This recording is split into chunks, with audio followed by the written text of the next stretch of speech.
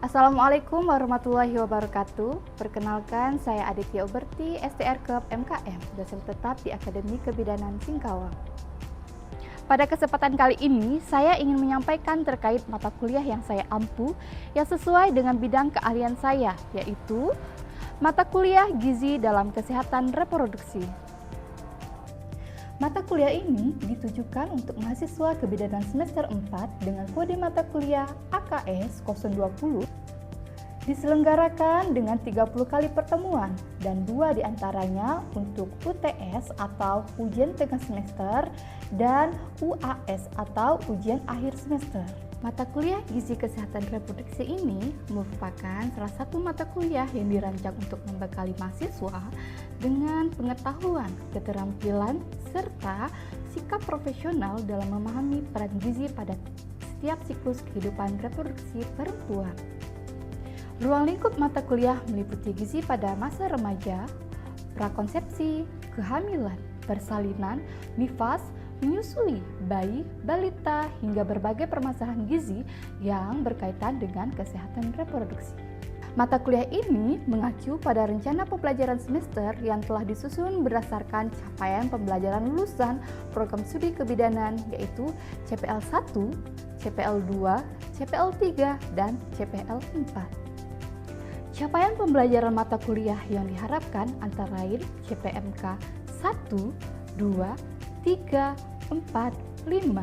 Dengan sub CPMK 3 adalah mahasiswa mampu menganalisis kebutuhan gizi ibu hamil berdasarkan usia kehamilan dan kondisi yang fisiologis. Pada kesempatan ini, saya akan menampilkan proses pembelajaran pada mata kuliah Gizi Kesehatan Reproduksi dengan materi Gizi Seimbang pada Ibu Hamil yang dilaksanakan pada pertemuan ketiga, yaitu pada minggu kedua.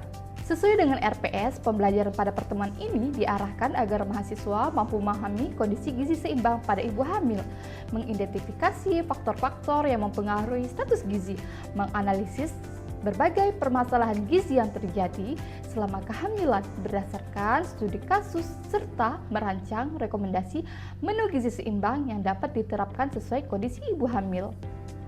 Materi ini menjadi landasan penting bagi mahasiswa dalam memberikan edukasi gizi dan asuhan kebidanan yang komprehensif. 3 komponen utama dalam proses pembelajaran mata kuliah ini adalah Delivery, Interaction, and Assessment atau DIA. Saya memberikan materi dan RPS dapat dilihat dan diunduh oleh mahasiswa langsung lewat Google Classroom, serta presentasi langsung untuk tatap muka untuk mendukung pemahaman mahasiswa. Media pembelajaran yang digunakan pada pertemuan ini meliputi presentasi PowerPoint, gambar ilustrasi, studi kasus, lembar kerja mahasiswa, serta kuis interaktif sebagai bagian dari asesmen yang formatif. Pemanfaatan berbagai media tersebut diharapkan dapat meningkatkan partisipasi aktif mahasiswa serta mempermudah mahasiswa dalam memahami konsep gizi seimbang pada ibu hamil. Interaksi pada mata kuliah ini melibatkan komunikasi dua arah antara dosen dan mahasiswa berupa diskusi, tanya jawab, kolaboratif, dan refleksi bersama. Asesmen atau penilaian yang saya lakukan dalam mata kuliah ini mencakup asesmen formatif. Untuk penilaiannya yaitu dengan proses yang dilakukan melalui kuis, tugas proyek individu maupun kelompok, serta penilaian sikap dan keterampilan sesuai dengan RPS. Selanjutnya, asesmen sumatif untuk penilaian akhir berupa UTS dan UAS. Untuk mencapai capaian pembelajaran tersebut, saya menerapkan pendekatan student-centered learning, sehingga mahasiswa berperan aktif dalam proses pembelajaran. Metode yang digunakan meliputi small group discussion, analisis studi kasus, presentasi kelompok, tanya jawab, dan refleksi. Melalui metode tersebut, mahasiswa diharapkan mampu mengembangkan kemampuan berpikir kritis, komunikasi, kolaborasi, dan pemecahan masalah yang menjadi kompetensi penting bagi seorang bidan yang profesional. Dalam mata kuliah ini, saya menggunakan referensi dari Ayo Sehat dari Kementerian Kesehatan Republik Indonesia, serta artikel jurnal yang bereputasi yang memiliki nilai kebaruan dan teknologi masa kini. Melalui pembelajaran ini, saya berharap mahasiswa mampu mengaplikasikan konsep gizi seimbang pada ibu hamil dalam praktik kebidanan, sehingga dapat berkontribusi dalam upaya meningkatkan kesehatan ibu dan janin, serta mendukung penurunan risiko komplikasi yang berhubungan dengan masalah gizi selama kehamilan. Selanjutnya, saya akan menampilkan proses pembelajaran pada pertemuan ketiga dengan materi gizi seimbang pada ibu hamil. Baik, Assalamualaikum warahmatullahi wabarakatuh. Waalaikumsalam warahmatullahi wabarakatuh. Selamat pagi mahasiswa. Pagi. Oke, apa kabarnya hari ini? Baik. Baik, oke. Baiklah, hari ini bertemu lagi dengan saya, dosen dari Gizi Kesehatan Reproduksi. Jadi hari ini kita akan belajar tentang gizi pada ibu hamil. Oke, baik, sebelum kita mulai, alangkah baiknya kita berdoa dulu ya. Baiklah, kita berdoa menurut kepercayaan dan agama masing-masing. Berdoa dimulai. Berdoa berselesai. Hari ini sebelum mulai perkuliahan, Ibu absen dulu ya. Oke, jadi Ayu, Baseba, Lola. Oke, baik, hadir semuanya ya. Oke, pertemuan minggu lalu itu kita membahas tentang apa? Masih ada yang ingat? Tentang pengertian gizi dan sejarah gizi, Bu. Oke, sudah benar sekali ya teman-teman. Jadi minggu lalu kita membahas tentang prinsip gizi atau pengertian gizi dan sejarah gizi. Nah, dari pertemuan minggu lalu kira-kira masih ada yang bingung? Tidak ada. Sudah mengerti semua? Sudah. Baik, kalau sudah mengerti semua, hari ini kita akan lanjut ke pertemuan kita yang ketiga, yaitu tentang gizi pada ibu hamil. Oke. Sebelum kita masuk ke dalam materi gizi pada ibu hamil, di sini ada ibu mau lihat pengetahuan kalian tentang kira-kira kalian jika mendapatkan kasus ini. Nah, ini apa sih kira-kira masalah yang dialami pada ibu hamil ini? Saya, Bu. Ibu hamil dengan kek yang terlihat dari lila ibu yang kurang dari 23,5. Oke, udah bagus sekali ya. Jadi di sini salah satunya yaitu dengan ibu hamil dengan kek, yaitu dengan lila 22,5 karena normalnya itu 23,5 cm. Ada lagi yang bisa melihat kasusnya? Saya, Bu. Nah, baik, ibu hamil dengan anemia kadar HB yang relatif rendah. Pada kehamilan trimester 2 ini HB-nya kurang dari 11 gram per DL, itu sudah menunjukkan bahwa ibu hamil terkena anemia. Oke, udah benar sekali ya. Jadi jawabannya itu satu lagi, yaitu HB-nya itu 10 gram per desiliter. Jadi dia ibu yang normalnya yaitu lebih dari 11 gram per desiliter. Kita lanjut ya. Jadi tujuan pembelajaran kita pada hari ini yaitu kita akan mengetahui jadi prinsip gizi pada ibu hamil, lalu faktor-faktor yang mempengaruhi gizi pada ibu hamil, pengaruh status gizi pada kehamilan, serta kita bisa menyusun menu seimbang pada ibu hamil ya. Pada slide pertama yaitu di sini kita bahas tentang kehamilan dulu. Mungkin kalian sudah mengetahui apa itu pengertian kehamilan di mata kuliah kehamilan, askap kehamilan. Jadi Ibu sedikit kilas balik, yaitu tentang kehamilan merupakan suatu proses faali yang menjadi awal kehidupan generasi berikut, yaitu dengan pencegahan masalah gizi pada ibu hamil merupakan hal penting dilaksanakan mulai dari menjaga kesehatan, status gizinya saat sebelum dan selama kehamilan, dilanjutkan dengan serta melahirkan dan menyusui. Jadi status gizi pada kehamilan itu tidak hanya berhenti pada kehamilan, tapi dilanjutkan pada saat ibunya proses melahirkan, menyusui, ibu nifas, sampai dia itu ya menyusui ya. Jadi seperti itu. Jadi tidak hanya berhenti pada saat kehamilan. Nah, di prinsip gizi pada ibu hamil yaitu standar kebutuhan zat gizi berdasarkan angka kecukupan gizi yang dianjurkan bagi masyarakat Indonesia, yaitu pada perempuan usia 19 sampai 49 tahun, yaitu usia kalian ya. yaitu sekitar 2150 sampai dengan 225 kalori, dan proteinnya itu 60 gram per hari. Jadi ini adalah asupan gizi harian yang harus kalian penuhi per harinya. Nah, kalau pada ibu hamil itu ada tambahan, yaitu sebesar 180 sampai 300 kalori, dan proteinnya itu mencapai 30 gram per hari. Jadi normalnya itu kalau kalian itu 2150 sampai 2250. Nah, kalau pada ibu hamil itu ada penambahan 180 sampai dengan 300 kalori, dan proteinnya itu jadi 60 ditambah 30 jadi 90 gram ya kalau pada ibu hamil. Nah, kalau kalian hanya 60 gram, kalau ibu hamil itu ada 30 gram nambah 30 gram jadi 90 gram ya. Oke. Lalu gimana sih untuk ibu hamil dengan KEK atau kekurangan energi kronik, yaitu masalah gizi pada ibu hamil. Jadi ibu hamil yang KEK itu harus memperoleh penambahan berat badan 0,5 kg per minggunya. Nah ya, jadi dia itu dalam 1 minggu itu harus nambah setengah kilo. Bagaimana sih supaya nambah 1 minggu nambah dalam setengah kilo? Nah, itu harus asupan energinya itu nambah lagi 500 kalori. Jadi dia nambah 500 kalori atau 25%. Jadi porsi makannya itu nambah lagi 25% supaya dia tidak terjadi KEK atau KEK-nya itu bisa sembuh ya, seperti itu. Jadi KEK itu kan gangguan pada ibu hamil ya, gangguan nutrisi pada ibu hamil. Jadi dia harus nambah 500 kalori lagi supaya dia bisa dalam dikatakan normal ya. Jadi seperti itu. Nah, di sini ada porsi makan ibu hamil. Nah, di sini ibu sedikit zoom ya. Jadi ini sumbernya itu dari Kemenkes, jadi bukan ibu yang buat, jadi udah standarnya dari Kemenkes.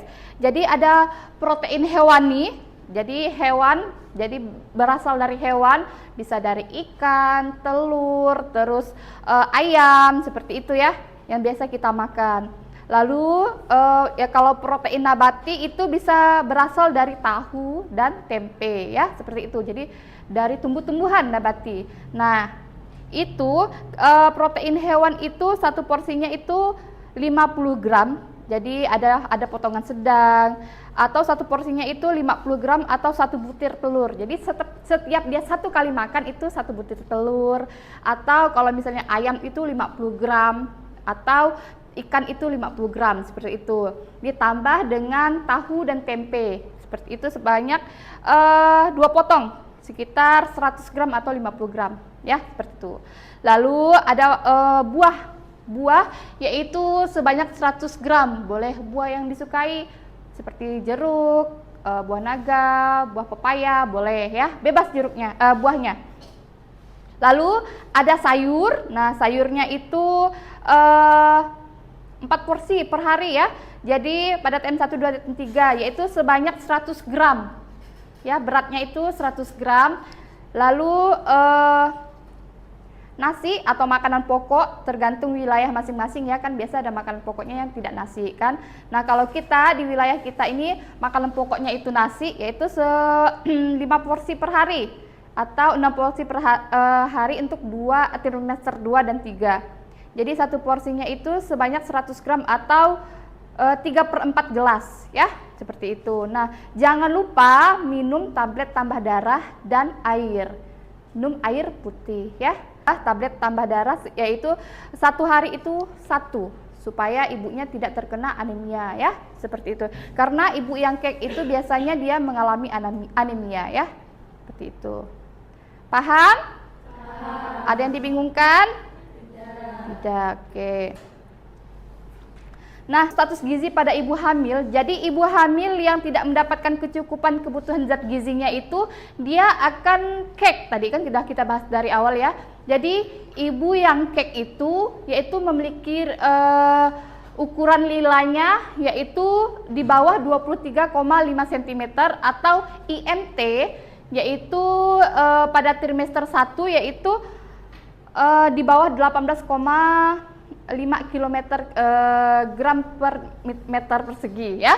Jadi dia kurus ya, seperti itu. Jadi kita bisa mendiagnosa dia kek itu bisa dari lila dan IMT-nya ya. Oke.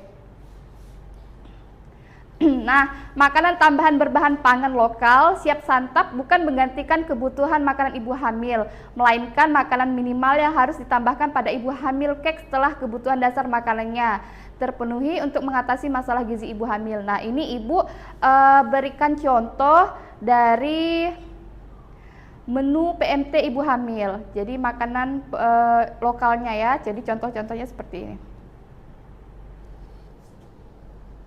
Nah, ini bisa kalian akses melalui Kemenkes. Jadi ini dari Kemenkes ya sumbernya. Jadi di sini menu PMT ibu hamil yaitu ada contohnya nasi kuning harum rempah ikan tuna balado, nasi rawon, lontong kari ayam, nasi lapola, liwet ikan goreng, nah soto mie, siomay ayam dan lain-lain. Nah, di sini kalian bisa melihat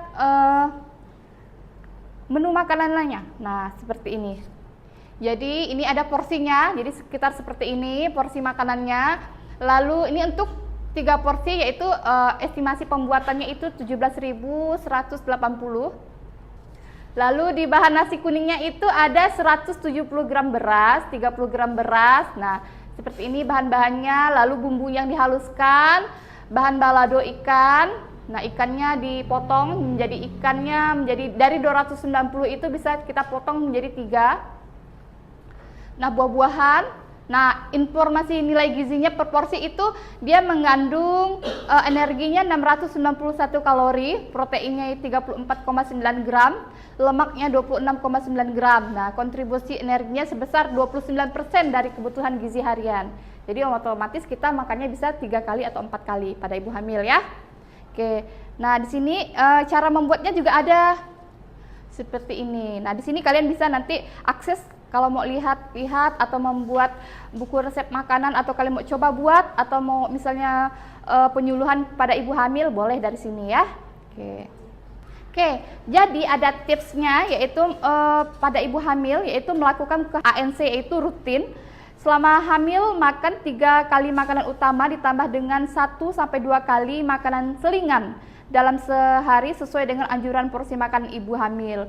Konsumsi tablet FE atau suplemen zat gizi mikro lainnya selama kehamilan. Jadi boleh minum vitamin ya, dari vitamin ibu hamil itu boleh ya, selain hanya tablet FE. Tablet FE wajib ya. Oke, lalu cukup konsumsi air putihnya sekitar 2 liter per harinya. Lalu mengkonsumsi garam yang beryodium. Lalu pada kondisi tertentu seperti mual, jadi pada trimester pertama itu ibu boleh makan dengan sedikit tapi sering supaya nutrisinya tetap masuk ya. Lalu mengkonsumsi makanan tambahan, membatasi konsumsi kopi atau minuman yang berkafein. Jadi kopi, apalagi ibu yang dengan cake itu dibatasi, boleh tapi dibatasi, jadi tidak boleh terlalu banyak ya. Oke. Lalu rutin memantau pertambahan berat badan, jadi tiap minggu itu wajib timbang berat badan, wajib konsul, apalagi ibunya yang dengan cake. Jadi ada TM1 bisa sebulan sekali, TM2-nya sebulan sekali, TM3-nya bisa 2 minggu sekali sampai seminggu sekali ya. Lalu cukup istirahat dan disiplin dalam penerapan hidup bersih dan sehat. Oke. Nah, sebelum kita masuk ke kuis, bagaimana tadi materi sebelumnya? Apakah ada pertanyaan? Ada, Bu. Oke, silakan. Ada, Bu. Di sini saya ingin bertanya, kira-kira apa dampak yang terjadi pada janin jika ibu tersebut mengalami kek tadi, Bu? Oke, jadi pertanyaannya tadi bayi yang ibunya mengalami kek ya. Janinnya itu resiko lahirnya prematur. Jadi dia belum cukup bulan sudah lahir. Jadi kecil karena dia kurang gizi kan. Lalu biasanya bayi yang lahir prematur untuk tumbuh besarnya itu agak susah, jadi dia kebanyakan stunting. Jadi bayi-bayi yang ibunya mengalami kek, kalau kalian hamil lalu mengalami kek, nah itu salah satunya yang ditakutkan itu menghasilkan atau melahirkan bayi yang nanti akan jadi bibit stunting seperti itu. Lalu yang untuk lebih parahnya lagi itu biasanya kematian janin. Jadi otomatis janin yang dikandungnya itu bisa meninggal karena kekurangan dari nutrisinya. Bagaimana, paham? Oke, paham. Yang lainnya paham? Oke, baik, selanjutnya kita akan Ibu coba tes pengetahuan kalian udah sampai mana. Ya, keluarkan HP-nya. Oke, kita boleh di-scan barcode-nya.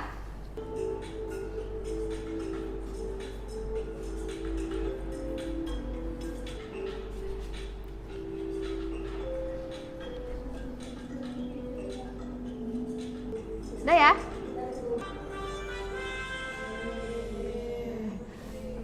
Oke, jadi yang pertama menang itu Putri. Mana Putri? Oke, selamat Putri. Yang kedua Elsie dan Selfie ya. Jadi di sini ada skornya.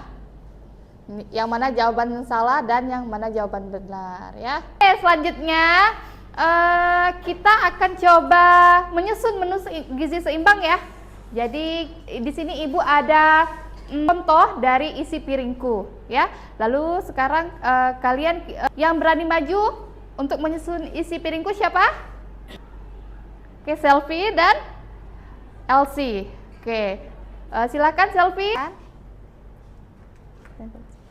Oke. Lalu di mana letak sayurnya? Sayurnya boleh bebas.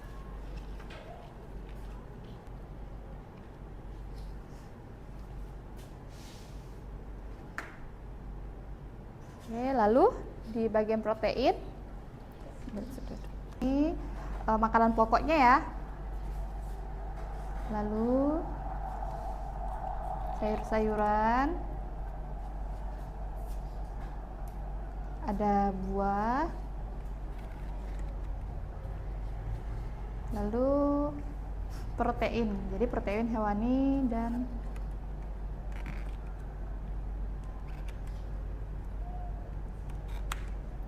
oke, udah benar sekali. Oke, satu lagi kira-kira ada yang berani maju? Oke, silakan. Ini sayur-sayurannya ya, boleh sayur apa aja.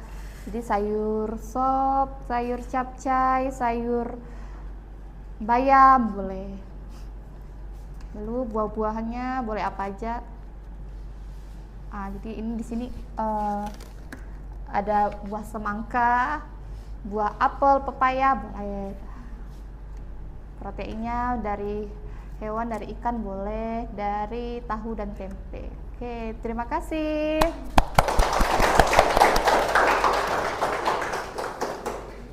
Oke, selanjutnya dari refleksinya, jadi apa sih pesan utama yang kalian pelajari hari ini? Saya Bu. Baiklah, apa pesan utama yang dapat kami pelajari hari ini? Mungkin untuk memperoleh penambahan berat badan sebanyak 0,5 kg, kita atau ibu hamil yang mengalami KEK membutuhkan asupan energi sebanyak 500 kalori per harinya. Terima kasih Bu. Bu, baiklah, di sini saya akan menambahkan mengenai pesan utama yang mengenai pelajaran yang kita pelajari hari ini, yaitu pada ibu hamil normal diperlukan tambahan energi sebanyak 180 sampai 300 kalori dan protein mencapai 300 gram per hari. Terima kasih.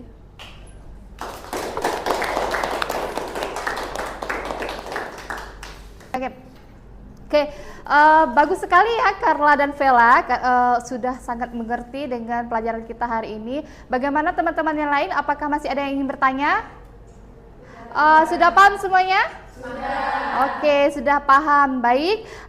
Untuk terakhir yaitu ada tugas. Jadi tugas praktikumnya nanti kalian di rumah atau di lab boleh, atau kalian ke perpustakaan boleh susunlah 3 menu gizi seimbang untuk ibu hamil ya. Oke, nah deadline tugasnya ini harus dikerjakan sampai minggu pertemuan selanjutnya. Jadi minggu pertemuan selanjutnya sudah selesai ya. Oke, nanti tugasnya seperti biasa kita kumpulkan ke dalam classroom ya. Oke, baik.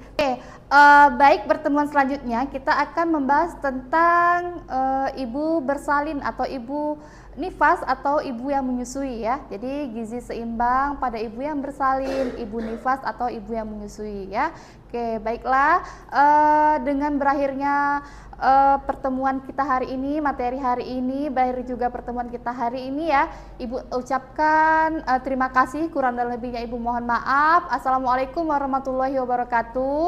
Waalaikumsalam warahmatullahi wabarakatuh. Selamat siang semuanya. Sekian video mata kuliah Gizi Kesehatan Reproduksi. Video ini sebagai salah satu syarat penyusunan dokumen pernyataan diri dosen dalam unjuk kerja Tridharma Perguruan Tinggi atau PDD UKT-PT. Semoga dapat menjadi pertimbangan yang baik dalam penilaian sertifikasi dosen tahun 2026. Terima kasih.